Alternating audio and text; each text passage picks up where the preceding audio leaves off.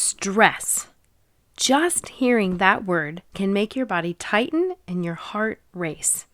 We've been taught that stress is the enemy, something you should avoid, that feeling it means there's something wrong and there's nothing that you can do about it. But have you noticed the more you try to avoid it, the louder it gets?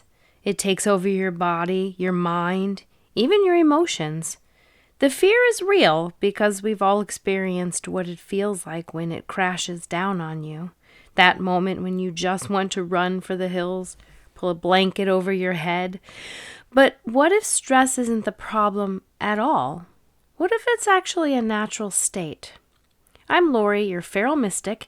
Today we're talking about stress, what it actually means, why it's not as big of a problem as you think it is, and how to begin working with it instead of against it. So let's shift this in a new direction and name it what it really is. What we usually call stress is simply an active state. That's it. It's not evil. It's not out to get you. It doesn't mean everything is going wrong or that you're broken. It means your system has become active. Active means you're alert, you're paying attention, you're engaged, you're responding to the environment, you're processing information. Active just means something is happening, not necessarily that something is wrong. And here's the thing you may not realize. An active state isn't just fear, worry, or anxiety. That's simply how we've been taught to interpret it. But it can also be excitement, laughter, connection, stimulation. If you go out to lunch with friends, talk, laugh, engage, and have a great time, that's an active state. That's why when you come home, you feel tired and need to rest. Nothing went wrong. Your body and energy system did exactly what they were designed to do. The problem isn't being in an active state. The problem is staying there without something to balance it. Anything that remains in one state for too long creates tension. Think about it this way. You get hungry, thirsty, tired, and even physically uncomfortable. All of these create sensation, pressure, discomfort. That lets you know something needs attention. When you respond to those signals early, balance is restored easily. When you ignore them for too long, they get louder and harder to bring back into balance. Just like waiting too long to eat turns hunger into hanger. So what is commonly referred to as stress is often a system stuck in an active state or out of balance. And maybe part of you already understands this idea of balance, but what does balance actually mean? Balance isn't a fixed state, and it isn't something that you achieve and that's it. It's not being calm all the time, and it's not a stable place you live. Balance is movement. Your system is constantly adjusting and responding, moving back and forth, in and out, up and down, effort and rest. An active state is part of that balancing process. It's not the opposite of balance. It's one side of it.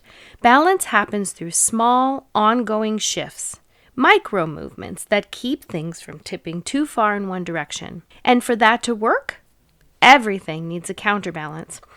Using the example from earlier, if you're hungry, you eat. If you're tired, you sleep. If you're thirsty, you drink. Those are all forms of counterbalance. None of those states are bad unless the state stays active for too long. So what's the counterbalance for an active state?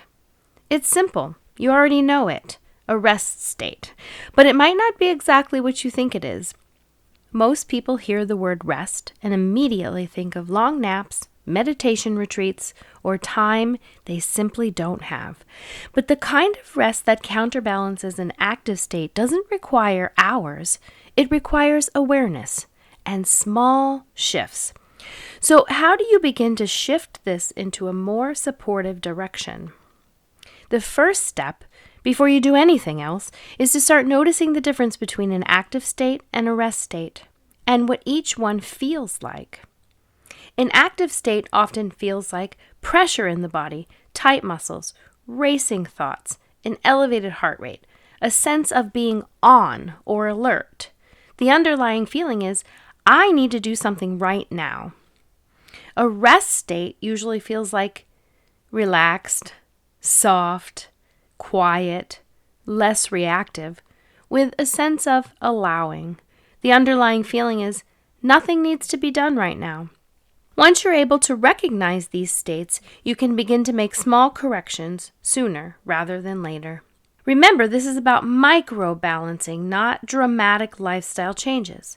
Rest doesn't have to mean hours of meditation, long naps, or stepping away from your responsibilities. It's about small shifts woven into the day you're already living. A few simple ways of counterbalance. Take one slow breath and let your muscles drain. Drop your shoulders and unclench your jaw. Sit quietly for a minute or two without needing to do anything. Step into a restroom and give yourself a brief pause. You're not removing yourself from the world. You're teaching your system that it's safe to return to rest at any time, anywhere, even briefly. This way, you don't need hours, days, or months to return to your center. Just a moment here and there, spread throughout the day. And remember, you've likely been living in an active state for years, maybe even decades. Shifting into a new direction takes repetition and consistency. When you learn to work with your system instead of against it, regulation becomes simpler, gentler, and far more sustainable. I'm Laurie, your feral mystic, and if today's practice resonated with you, please subscribe and join me next Wednesday for more guidance, support, and the reminder that you're not alone on this journey.